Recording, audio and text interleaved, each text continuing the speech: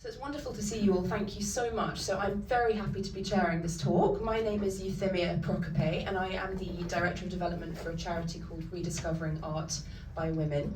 It is a great honour to be here, and I'm actually going to ask all the speakers to introduce themselves, to properly do themselves justice.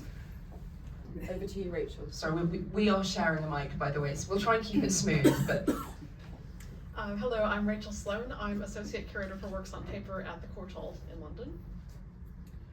I'm Amy Lim. I am Curator of the Farringdon Collection at Buscott Park, but that's a part-time role, and then I freelance on my other days. And so today I'm going to be talking about major freelance project of the last couple of years, which was working on the Tate Women Artists in Britain, Now You See Us exhibition that I was a research curator for.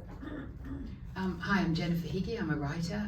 I was a long-term editor of Frieze magazine, but now I'm writing full-time, and my latest book is The Other Side. Little plug here, please buy it. Thank you. A journey of women, art, and the spirit world, which I'll be talking about today.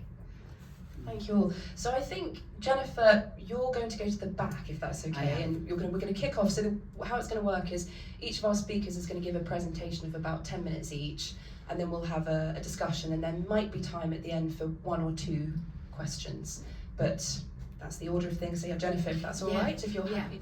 Okay, so my latest book, The Other Side, A Story of Women, Art, and the Spirit World, is really a combination of a memoir about me leaving Frieze magazine, which I just mentioned, and I was really burnt out. I'd been there for a long time, and I was looking for a kind of re-enchantment with art in a way. I needed to stop this swift, judgmental way of working that I'd become so accustomed to, and I wanted to stop and to ponder things.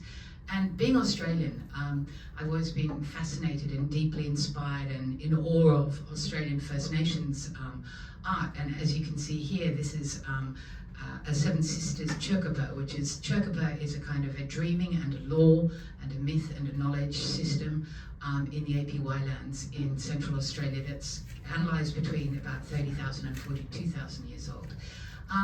My exploration into my book also, oops, sorry, I don't know what happened there. It also has been very inspired by a few different things. One is the exclusion of female achievement in canonical art history. As everyone knows now, essentially the great old historians, and many of them were brilliant, I don't in any way dismiss many of their insights, but it was a story told by white men about other white men. And I'm more interested in a story of art that reflects the fact that art making is a human activity across the globe. When I was recovering from my exhaustion of being at Frieze, I spent a lot of time in Greece, and I became very interested in the idea of the ancient myths, and being in Greece, how female-led many of these stories are. And many of these are stories of empowerment, inspiration, mystery, enigma, and it was, I really delved deeply into a lot of these stories. So my book became very much a swift freewheeling, in a way, through centuries of women who inspired me, and then I ended up in the 19th and 20th centuries, essentially. I was very inspired also by the great Hildegard of Bingen, the German nun and abbess, who was also a composer, an artist, a botanist, a mystic Christian, and I listened to her music a lot of the time when I was writing this book. And as you can see here, she's depicting herself receiving inspiration from God, and I think it's a rather brilliant image. It's like he's a sort of cosmic octopus descending from the sky. If we look at the Renaissance, I was sort of astonished when I started delving into female art history that I went to art school for 6 years in Australia, and I'd never been taught about female achievement and female artists in the Renaissance. And there are a host of very brilliant women who were working in the Renaissance. This is just one of them, Lavinia Fontana, Assumption of the Virgin. She had 11 children. Her husband ran her studio, and she was an extraordinarily brilliant and original artist. And of course, when we're looking at the history of spiritualism, which is what my book was also inspired by, you cannot imagine the Renaissance without its host of angels and reincarnations and assumptions and magic and transformation. And so the idea that the spiritualism impacting on art in terms of Western art being a 19th century endeavor is really a false reading. And this is just another great painting that I love. And also it's very gender bending. Giovanna Garzoni, really famous for her still lifes, an extraordinary artist. And here she is depicting herself as a Greek god. Roman god.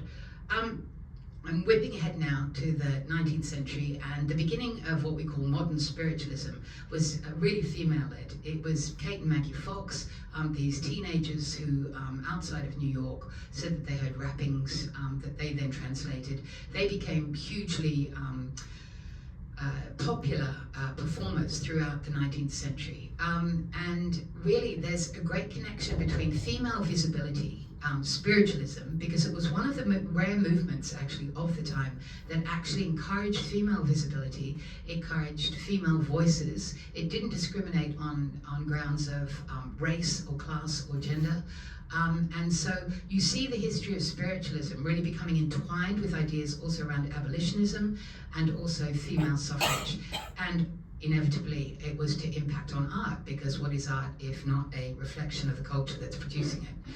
He's just another great influence in terms of the 19th century, the great Sojourner Truth, who was born enslaved and then walked free due to messages from God with her daughter, and became an extraordinarily powerful speaker and spiritualist, especially around abolitionism.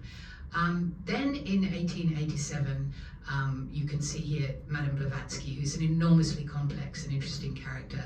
She was a show woman, she was a fraud, she was sincere, she was brilliant, she was shonky. You read every biography of Madame Blavatsky and you get a different story.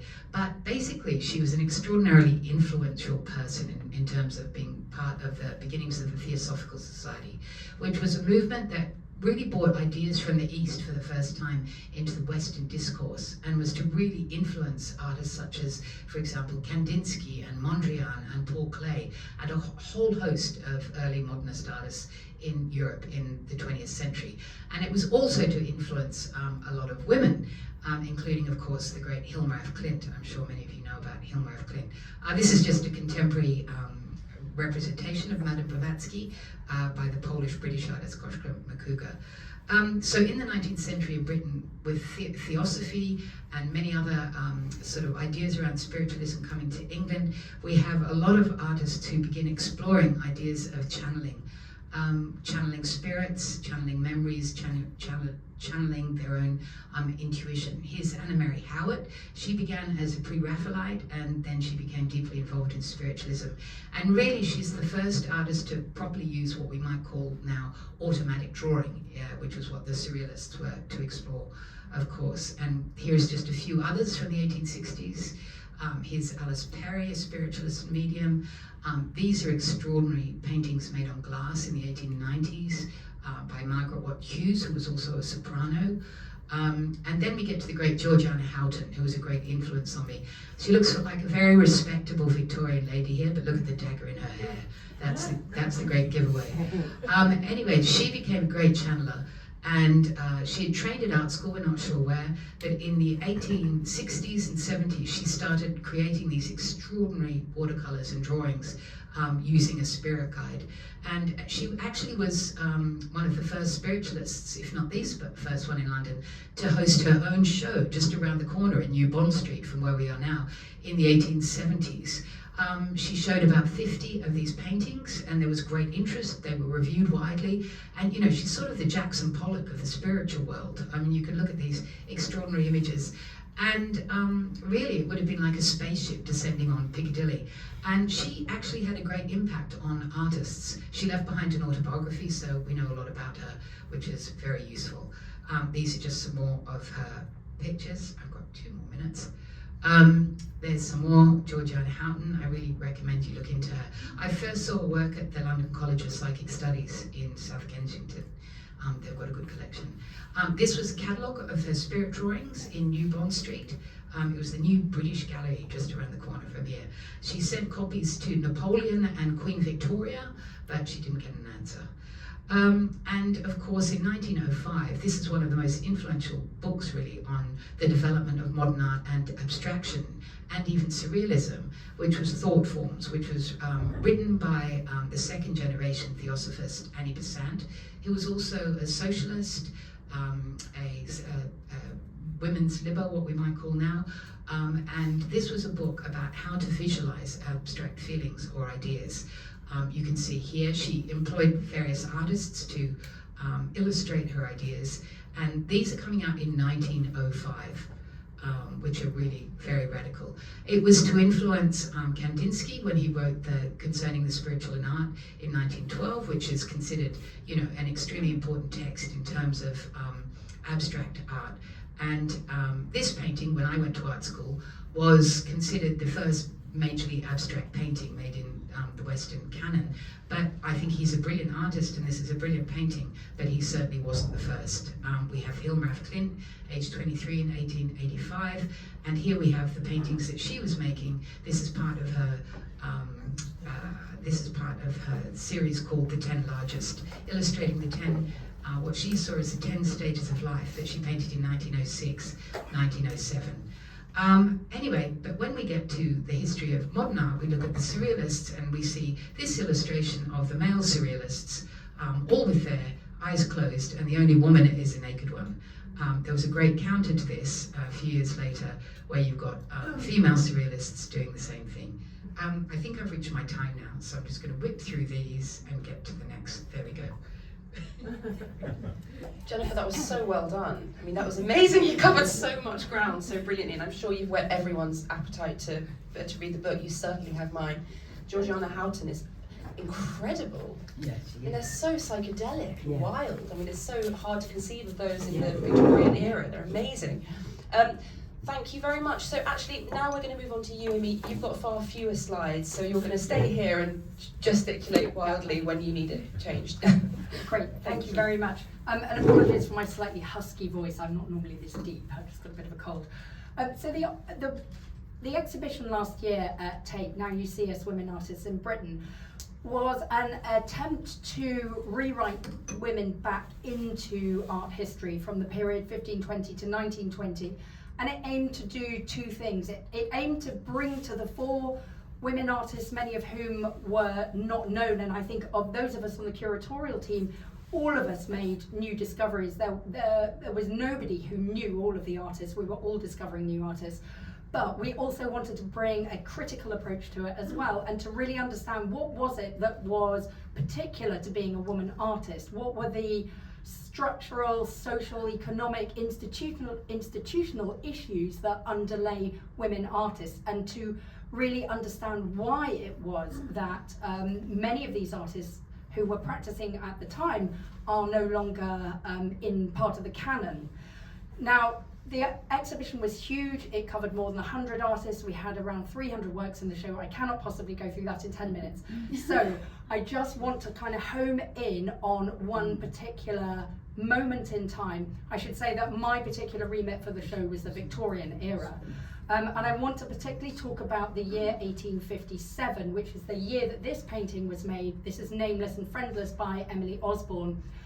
The 1850s were a period of resurgence in feminist activity. There was a lot going on in terms of campaigning across the board in terms of women's rights, not just in the arts, but access to art school, exhibitions, training, all of that was a key part of that struggle.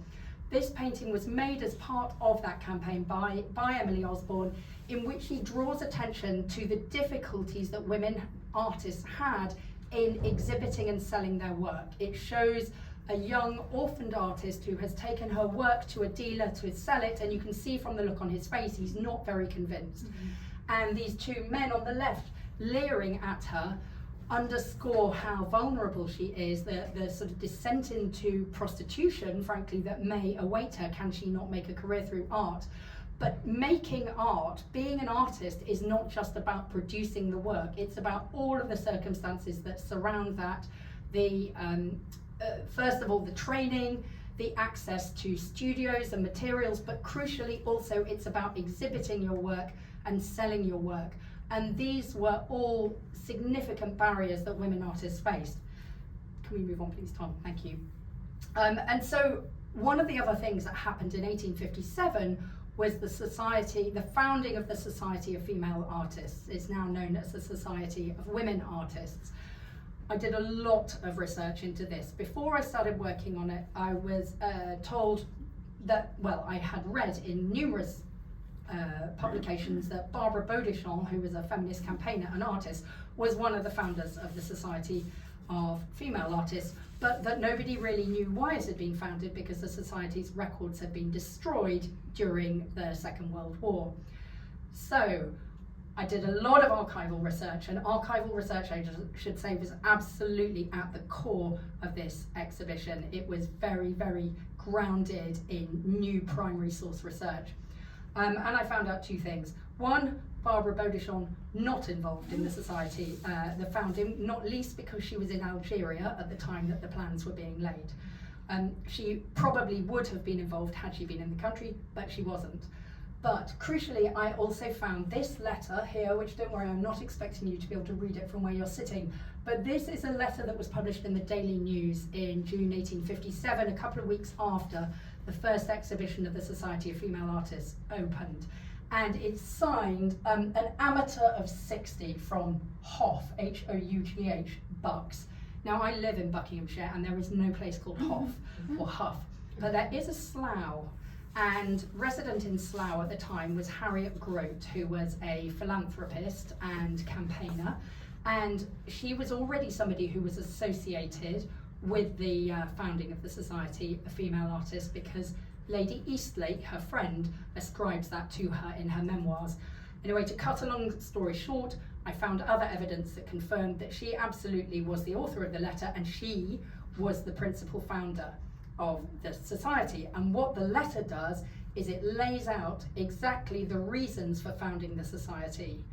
And those reasons get to the heart of what it meant to be a woman artist in Victorian Britain, because the principal reason was the exclusion of women artists from the two watercolour societies in particular, the old and the new.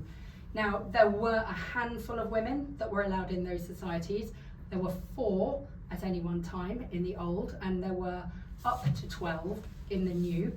But even those women who were in there were designated as lady members, so they had no share in the governance and they had no share in the profits. And if you weren't a member, you couldn't exhibit at all. So women who were working disproportionately in watercolour because it was much more accessible as a medium, they just didn't have anywhere where they could exhibit. The Royal Academy was more open to women, but women could not be members, or women rather conventionally were not members of the Royal Academy. There had been no women elected since the deaths of the 2 founder female members, Mary Moser and Angelica Kaufman. And so again, their works were being exhibited, but they had no share in the profits, no share in the governance. They couldn't come to the banquet. They couldn't take part in any of the networking that goes around, that is a crucial part of having a successful commercial career. And so that really was the principal reason for the foundation of the Society. And I think it kind of gets to the heart of this issue of amateurism versus professionalism, because watercolour was tainted with amateurism, and that went beyond gender, but it was associated with gender. This is the reason why the watercolour societies capped the number of women, because they were trying to raise the status of watercolour as a medium, and the way to do that was to emphasise the professional nature of it, and that meant excluding women, because most women were seen as being amateurs. And there is a complication around the status of amateur versus professional. You could say that a professional artist is somebody who wants to sell their work and make a commercial career out of it, but it's also bound up with ideas of social propriety, because for a genteel woman, it was frowned upon to be making money. And there were women whose families actively discouraged them from having a commercial career. Marie Spartelli-Stillman, the pre-Raphaelite artist, her husband and her father didn't want her to exhibit and sell her works because they felt it reflected badly on their ability to provide for her. So you can't exactly make this sort of binary division between amateur and professional, because it is messed up with all sorts of other issues. The Royal Academy restricted the number of works on paper that would be exhibited as well, and gave them inferior exhibition spaces. And that only got worse when the Academy moved to Burlington House in 1869, they took the opportunity of the move to rejig the space that was given over to different genre or different media, and they reduced the amount of space given to works on paper. And as a consequence, that year, the percentage of women artists exhibiting dropped to a historic low. And this was all to do with the Royal Academy essentially trying to sort of repress works on paper because they were seen as inferior. Can we jump on one more? So I just want to kind of wrap up with an example of a single artist who is sort of bound up with this whole issue of watercolour and amateurism and the Society of Female Artists. These are two works by Elizabeth Murray. She was the daughter of the watercolour artist Thomas Heafy, with whom she trained.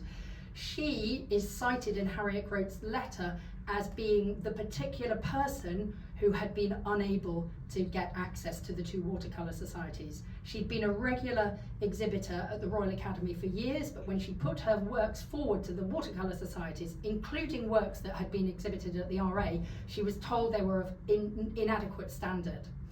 And so that is the catalyst. That specific incident was the catalyst for the founding of the Society of Female Artists. She went on to become the single most prolific exhibitor at its inaugural exhibition. Having said that, I found it almost impossible to find any works from her today. There are only a handful of attributed works. And I'm going to sort of slightly address the elephant in the room as well, which is to say that although she received exceptionally good press reviews in 1857, I've not found any works by her that I think really warrant those kind of rave reviews. I think her quality is okay, but I don't think she's amazing. And I don't know, it's very difficult without more works by her to say, are the ones that are surviving not her best works, or are there different standards of taste? I don't know. These are all questions that essentially get thrown into the mix with women artists. So Elizabeth Murray, somebody who is hugely interesting, I think, from an academic point of view, but perhaps less interesting from a commercial point of view. And so I will just kind of leave it there on that slightly thorny question. Thank you very, very much, Amy. That was brilliant. I'm sure it spawned a lot of questions. I've certainly got tons, and I hope we'll be able to touch upon some of them shortly. So now we're going to move on to our final presentation from you, Rachel. I'm going to hand this over. Thank you very much. Thanks very much. So it is my great honour to present to you an exhibition that I'm currently working on, which will be opening at the Courtauld in our drawings gallery at the end of January next year, and it's called A View of One's Own: Landscapes by British Women Artists 1760 to 1860. And it is the result of a very deliberate and concerted effort over the last 5 years or so to increase the representation of women in our collection, and also it is the result of a very fruitful collaboration with the Spooner Charitable Trust, which has supported our acquisition of works in this particular area. Tom, can I have the next slide, please? I'm just going to start with a very stark statistic, which is probably well known to most of you, which is that when the Royal Academy was founded in 1768, there were two female academicians, Mary Moser, the famed flower painter, and the great portraitist and history painter Angelica Kaufmann. The third female Royal Academician was Dame Laura Knight, elected in 1936. But in that like almost 170-year gap, that really covers up the fact that many women continue to produce art, and a lot of really fantastic art, and a lot of it, has, some were acclaimed in their own lifetime, some were really only known to family and friends. A lot of their work has disappeared from view, and it is very much the goal of this show to bring some of them to light. Can I have the next slide, please? So this exhibition is going to look at 10 different artists who all worked in the field of landscape over the period 1760 to 1860. 6 of them are shown here. The 4 I have not shown are Harriet Lister, Mary Mitford, Mary Smirk, and Mary Lowther. You will note a certain preponderance of Marys and Elizabeths in the list of artists. But they, for reasons that Amy's already touched upon, I am deliberately not using the word amateur in the exhibition's title or subtitle, because because these 10 artists really occupy a whole range of different ways of working. Some, like Eliza Gore, really did only produce art for themselves and share it with their immediate circle of family and friends. Others, such as Amelia Long, Lady Farnborough, were regular exhibitors at the Royal Academy, albeit because Amelia Long was an aristocrat, she was always an honorary exhibitor. And other artists, such as Richenda Gurney and Elizabeth Frances Batty, did not, may not have exhibited, but they were involved in very commercially and critically successful publications of their work, which was shared in the form of prints. So in the small amount of time remaining to me, I would just like to focus on 3 of the 10 artists in the show. Tom, could I have the next slide, please? And the first of them, chronologically, is Lady Mary Lowther, who was, she was a noblewoman. She was the daughter of the Earl of Bute. At the age of 23 in 1761, she married James Lowther, first Earl of Lonsdale, who was the wealthiest man in the Lake District, and there's no way to sugarcoat this, he was a genuinely terrible human being. And she found herself, marooned in this empty house in the middle of the Lake District. She didn't know anyone. She had a lot of, she was just completely neglected. She'd had a lot of artistic tuition in London. She'd been trained in both watercolor, probably with Paul Sandby, and pastel. And she made the most of being stranded on her own in the Lake District, which in the early 1760s was not the tourist destination that it then became. And she became the first artist of any gender to produce a substantial body of Lake District landscapes, which is really, really exciting. These are 2 of the most finished by her, which are being very generously lent to us by the Wordsworth Trust, Grasmere. Next slide, please. Amelia Long, Lady Farnborough, is probably the best known of the 10 artists in the show. She was, as I mentioned already, she was a very active exhibitor at the Royal Academy. She was one of the first British artists of either gender of any gender to travel to France after the fall of Napoleon, when it suddenly became possible for British artists to work on the continent. She took full advantage of that, as you can see in this lovely watercolor of Paris. She was also, she also took full advantage of the landscape surrounding her house in Bromley, which was then in the countryside in Kent. And she was also, although this sadly haven't got time to touch on in the show, she was also one of the first British artists to work seriously with lithography. And may I have the last slide, please? And one of the younger artists in the exhibition, and a really, really genuine rediscovery just within the last 5 or 6 years, is Elizabeth Frances Batty, who had considerable training as a draftswoman, as a young woman. She accompanied her father on the grand tour of Europe when she was 26. She produced some truly astonishing, very, very meticulously detailed, very sensitive drawings at all stages of the journey through France, Switzerland, and Italy. And 3 years after their return home, they were engraved by several of the top engravers of the day and published in a book called Italian Scenery from Drawings Made in 1817 by Miss Batty, published by Rodwell and Martin in London in 1820. A great commercial and critical success. And sadly also her last work, because a few years later she married, and we do not know of any other work she produced after that. And just to give you a sense of how forgotten her work was, when this group of 44 of the drawings for Italian Scenery came up at Bonhams in 2019, they were attributed to her son, Edward Martineau, who was an architect. And it was only after the group was bought that research was done, and it was just discovered that they were actually by this amazing draftswoman who clearly had aspirations for more.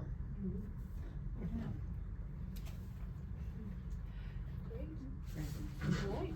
Thank you so much, everyone. Sorry. So I think obviously our three speakers have discussed their own projects really beautifully, and I think we could probably talk for another hour about each one of them individually. But what I'm going to try and do is just tie together some of the themes which you all touched upon. So firstly, so Amy and Rachel, your exhibition, your forthcoming exhibition, and your recent exhibition, Amy, obviously challenged, as you've discussed, long-standing institutional gaps. And Jennifer, with your writing, you do this through storytelling, and I was just wondering, what strategies have you found most effective in making these women visible without reducing them to the condition of invisibility or implied invisibility, if that makes sense? And so, yeah, let's start with that. I'll hand over to you. Well, quite an interesting question, because the exhibition hasn't actually taken place yet. But I think the fact of exhibiting their work, the fact of actually putting it in a gallery and saying, isn't this amazing? Doesn't it deserve to be better known? And I think also, particularly in the case of artists who were reasonably well known in their lifetimes, such as Amelia Long, and such as Elizabeth Batty and Regina Gurney, who also published her work as prints. Just to underscore, in fact, how successful and how known they were in their lifetimes. Yeah, exactly. Just building on what Rachel said, the strategy for the Tate exhibition was to go back, as I've said, to primary sources, which entirely exposed how well known and successful many of the women artists were in their day. And so that condition of invisibility is something that has been overlaid onto them through subsequent survival of their work or not. Because if you go back through contemporary press reviews and exhibition catalogues, you see these women exhibiting and selling their work over and over again. These women many of them were extremely successful in their time, and there are two issues now. One is they've just generally been forgotten for a whole variety of reasons, but the other is the lack of firmly attributed work, which I've already alluded to. And Elizabeth Murray is only just one amongst many. There was one exhibited artist in the Tate exhibition, Mary Grace, a self-portrait, which even had a label on it saying Angelica Kaufman, even though it's clearly not Angelica Kaufman, because it's like, oh, it's a self-portrait of a woman artist in the 18th century, so it must be Angelica Kaufman. Mm-hmm. It's known from exhibition catalogues that Mary Grace exhibited widely and regularly, and yet all of those paintings have gone, almost certainly because they are now attributed to other artists. So the lack of attributed works is a real issue.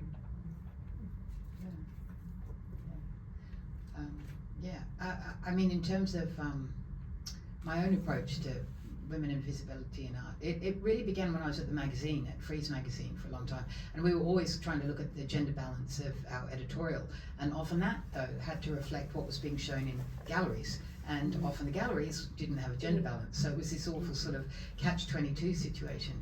So I mean, it just sort of began as a fun thing for me, that I wanted to educate myself more and more about the stories of women artists that I was sort of coming across.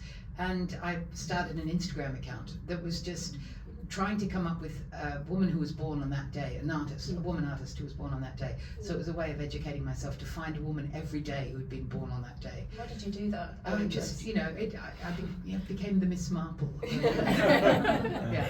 So it was really fun, actually, because it was a really good challenge. And I really only did it for myself. And then I realized how popular it became. People really loved reading these little stories every day, and then that grew into my books, The Mirror and the Palette, and then the other side, and so it was just, and I'm sure, I mean, these extraordinary, curatorial endeavors that you're both doing, amazing, And your show was amazing last year. I mean, it was incredible. I was walking around going, oh my God, you know, I hardly know any of these artists. And I thought I sort of knew about this stuff. We didn't either. Yeah. So it was really amazing. So that was just a sort of really exciting thing to do in a way. There were so many great stories out there.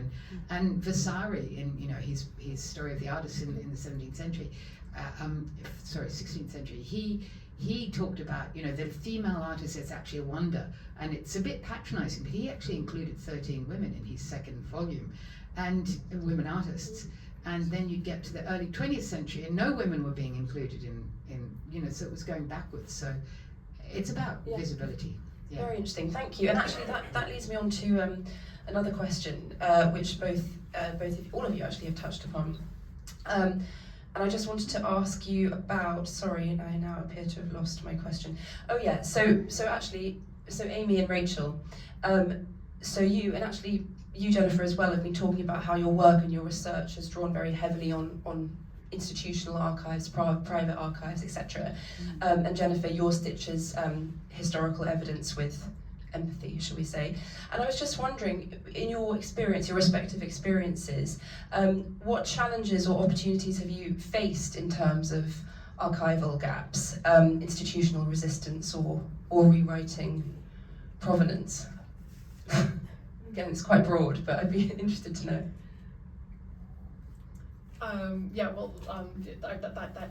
That really is the biggest challenge in this area. That I mean, that there are so many gaps, and also that so many works are not in the public in the public realm. I think it's really instructive that, you know, like of all the works that I'm including in the exhibition, only one was in the Courtauld collection before 2019, and that is the watercolor by Amelia Long that I showed you. Pretty much everything else has come in since then, and I think the fact that interest is growing is making more people. I think is actually causing more works to filter through to the market and that's onto into institutions, and I hope that shows like this will keep the ball rolling. Thank you. Actually, I think there's a lot of unmined sources out there.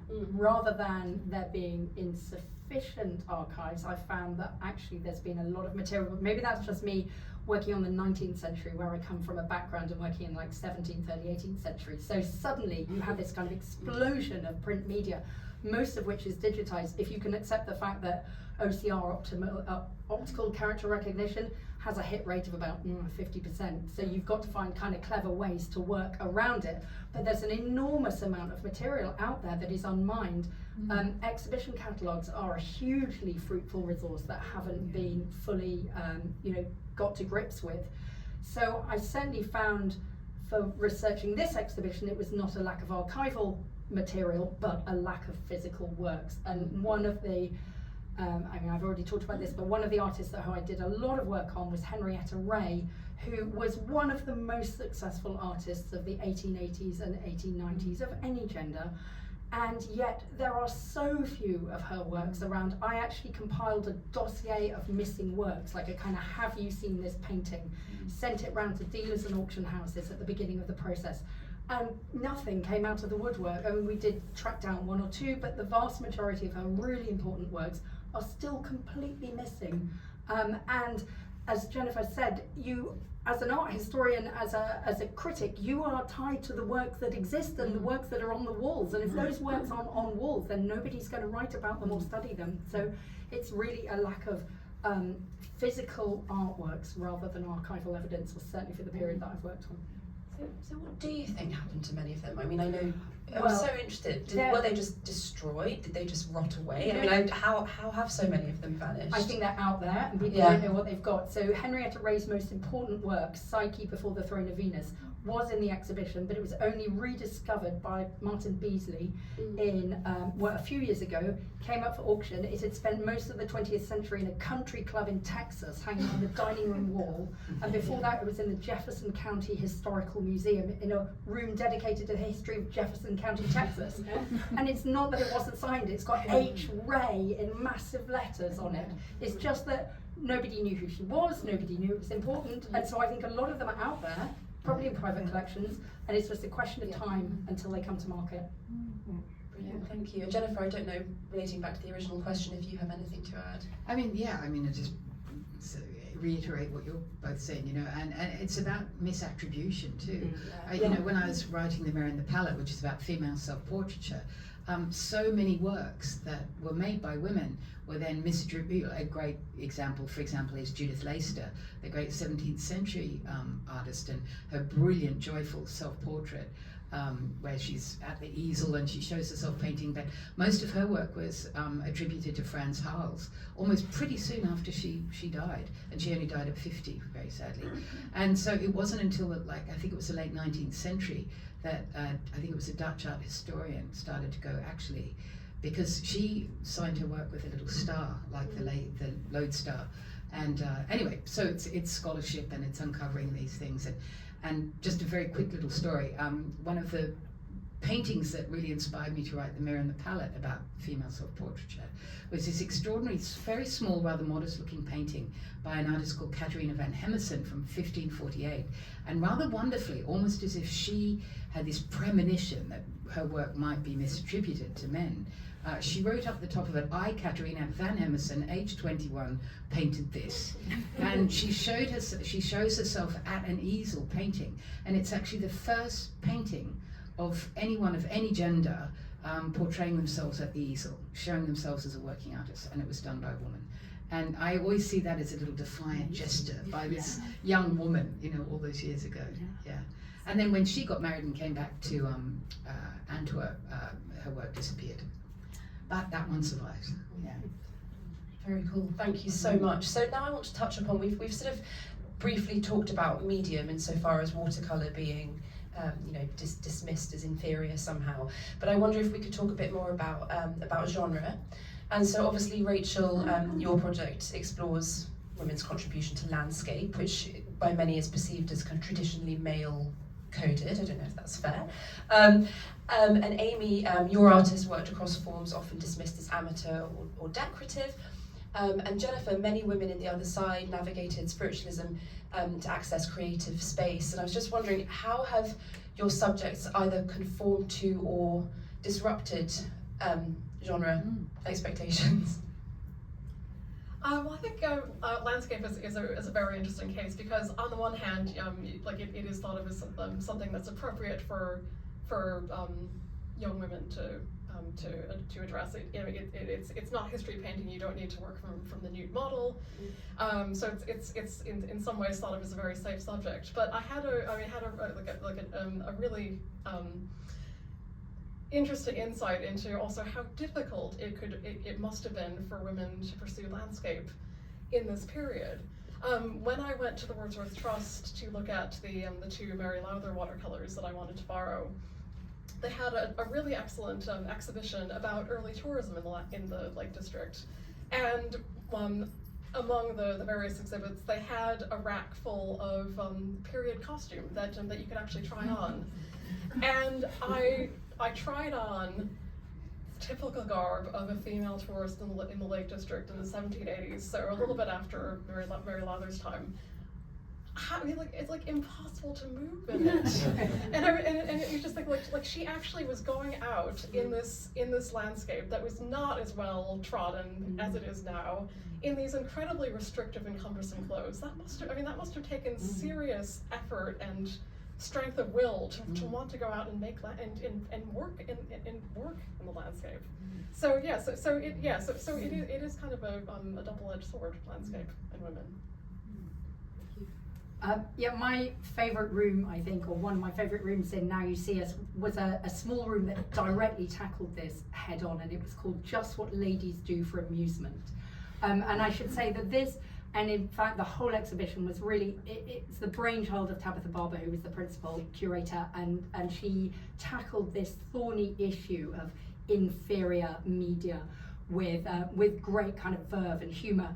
And the quote is taken from a dismissive statement by Joshua Reynolds and the Royal Academy dismissing all the kinds of works that they weren't going to allow in academy exhibitions, such as needlework and anything that was sort of vaguely crafty, or pastels, because it was just what ladies do for amusement. And this room took all of those genres and said, you know what, these were tainted with amateur female artists, but actually there were many women who were incredibly skilled practitioners and made a very successful career out of these genres that were dismissed as female by really leaning into their femininity. So for example, pastels were seen as a medium that was kind of suitable for ladies to work for pleasure, but you get an artist like Catherine Reed, for example, who trained in Rome, came back to London in the 1760s, 1770s, had an extremely successful career as a portrait painter, predominantly in pastels, and predominantly painting women and children, because that was what was seen as appropriate. So she really lent into the idea of pastels and portraits of women and children, and some of them have got, you know, cute fluffy dogs and everything, so she really kind of did lean into it, and yet she had this incredibly successful career. Or you take somebody like Mary Linwood, who made copies of famous paintings in needlework, but they are so incredibly skillful, and then she developed this whole commercial offshoot where she had her own gallery, where she displayed them in specially created sets, and had nearly as many visitors to her own exhibition as the Royal Academy got to its summer exhibitions. So women could take that stereotype and actually turn it on its head and make it very, very commercially successful. I think one of the most surprising things for me when I started looking into the history of spiritualism and its relationship to sort of the development of modern art was that at first I was really interested in what I was coming across in the 19th century in terms of how it led to like developments in abstract expressionism and surrealism. But what I hadn't realized was that so many of these artists who were using mediums or spirit guides, and basically now you could replace those words with inspiration or intuition or dreams, or, you know, a lot of the words that the surrealists use, was that there was a real intersection between an interest in spiritualism, I mentioned this briefly before, in spiritualism, abolitionism, developments in science, the ideas of like the X-ray. If the X-ray could now represent what had been hidden, what else could be accessed? So, you know, you have scientists like Thomas Edison, who quite seriously are trying to develop telephones to call the dead, for example. The idea that time isn't linear, it's sort of stacked up.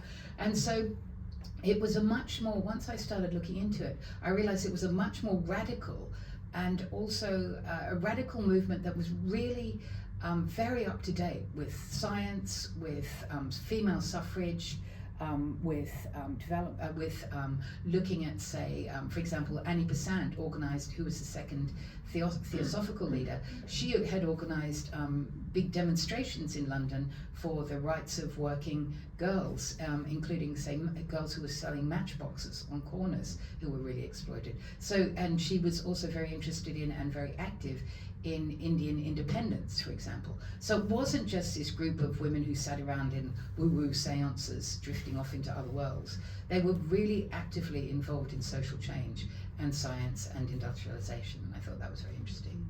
Yeah.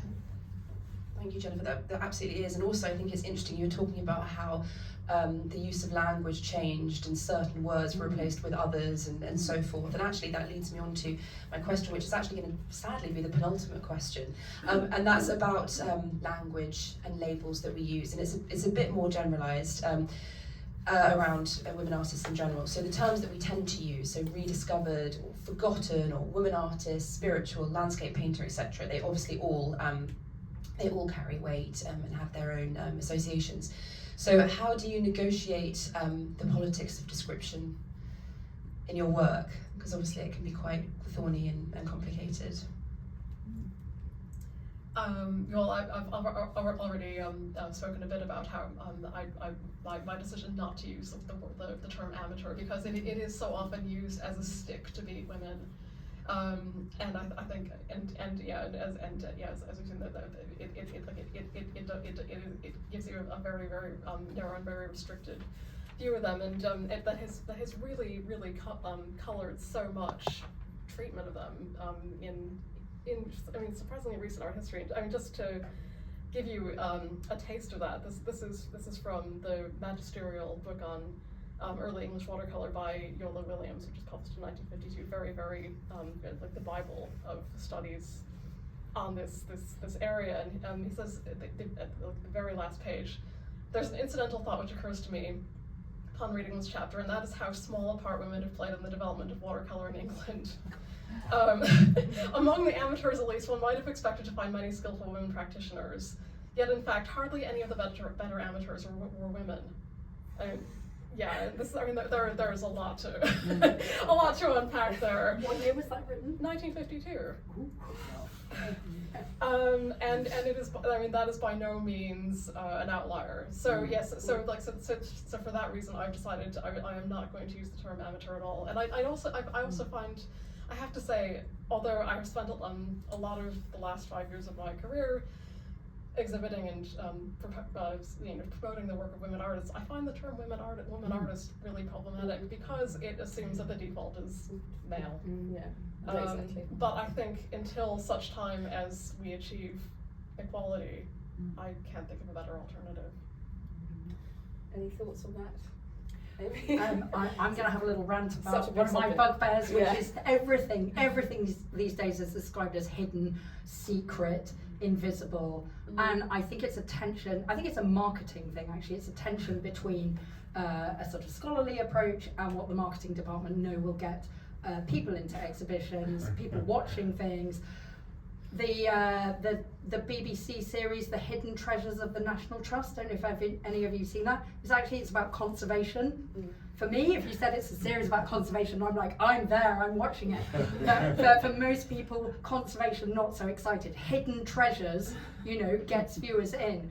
But I think it ultimately does women artists a disservice if you talk about invisibility and hidden, but I think we have to acknowledge that there is a certain amount of concession that we need to make to the marketing people, and then once we've got people in, then we can sort of sell them the slightly nuanced message. But it is a bugbear of mine, certainly. Absolutely see that. Thank you, Jennifer. I mean, I guess if I'm talking bugbears, it's horrible terms like outsider artists, for example, especially in the 19th century when you've got these very women-led groups who are making really extraordinary paintings, and many of them were trained as artists as well. And I can't bear the term outsider because it's like who's insider, and also how are these stories being told. So that's one thing. And another thing that I sort of made my mind up fairly clearly about early on when I was writing The Other Side was that I didn't want to constantly be questioning the veracity of these women's claims. About did they see spirits? Did they communicate with mediums? What were they doing? Was it real? Were they, all of that sort of stuff. What I wanted to look at was what they made and how interesting what they made was. We don't look at Leonardo and go, but was he really a Christian? So, that was, I just said, if they said that this is what they believed in, okay, that's fair enough. I'm interested in what they made and how they made it and why they made it. Yeah. Brilliant. Amen. Thank you, Jennifer. Okay, so I think just we'll end on a positive note. Sorry, and I think we might have time for one or two questions. But so obviously we've touched upon a lot today. But I just wondered for each of you if you could just say a few words about what change looks like for you in terms of increased representation of women artists, and what do you hope that future curators, researchers, and writers will take forward from your various projects? Well, I think I've already mentioned that change. What change I hope will come from this show and shows like it that each will get more and more and more until we ultimately get to the point where there's nothing extraordinary about having an exhibition of women artists, that we don't need to use that term anymore. And I think the fact that it was just keeping increasing visibility will bring more work, more artists, more archives to the surface, and I think that really is the way forward. For the Tate exhibition, we really just hoped it would be a starter for 10 because it covered so many artists. We could only go into each one in a tiny amount of detail, and so I hope that it will give a whole new generation of art historians, curators, a whole kind of range of artists that they can take up and go forward to do all of the research that needs doing. I've got a couple that I've earmarked for when I've actually got some time, but that still leaves like 98 that need to have more work done on them. And so we hope that it will just be the start point, and that people will take it and run, basically. I mean, I think that, and this is very much happening now. You see, great institutions like Tate and Courtauld doing these brilliant shows. Looking at the idea of art history as not something that's carved in stone, but something that's an ongoing sort of work in progress, that things are always being uncovered and new stories and new narratives and new perspectives are being revealed. And that's really exciting, I think. So it's not looking at this sort of moribund art history and that only contemporary art is valid and vital. It's looking at the art of the past as something vital and ongoing and alive. Yeah. Excellent note to end on. Thank you all very much. Thank you. A round of applause. Thank you.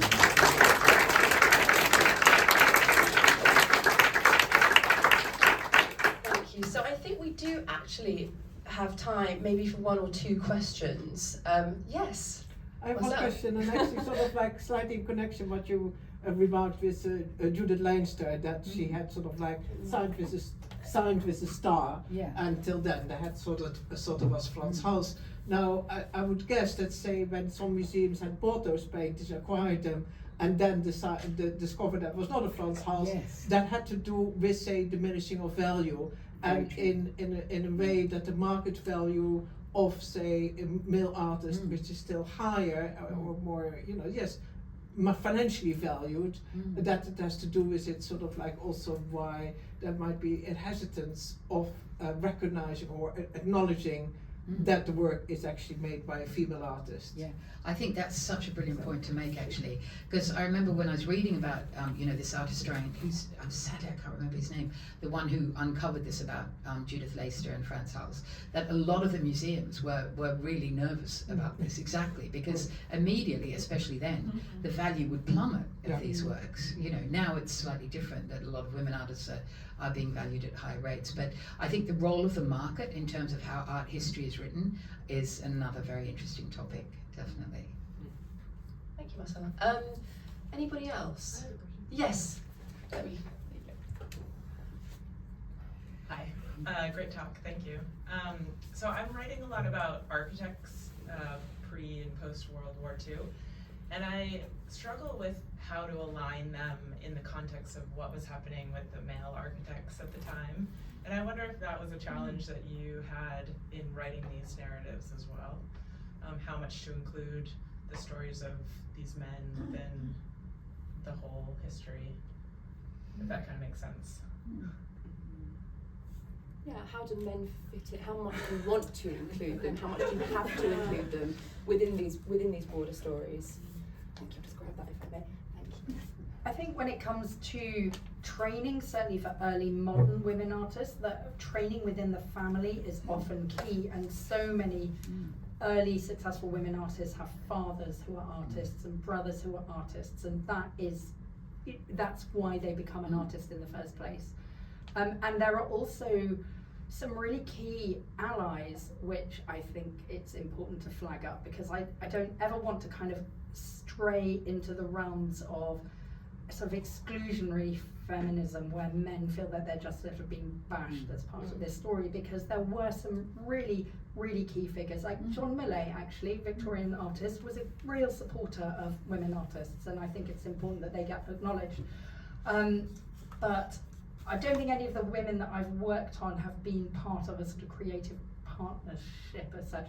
Just with your work, I'm immediately Jane Drew and Maxwell Fry sort of spring to mind. Yeah. There's no one that I can think of that's in that quite that same dynamic. Don't know if either of you've come across anything like that. I mean, yeah, it's important, I think, writing these narratives, that you place the women within a context that's within a patriarchal one, and how that affected their own training or their own lack of training.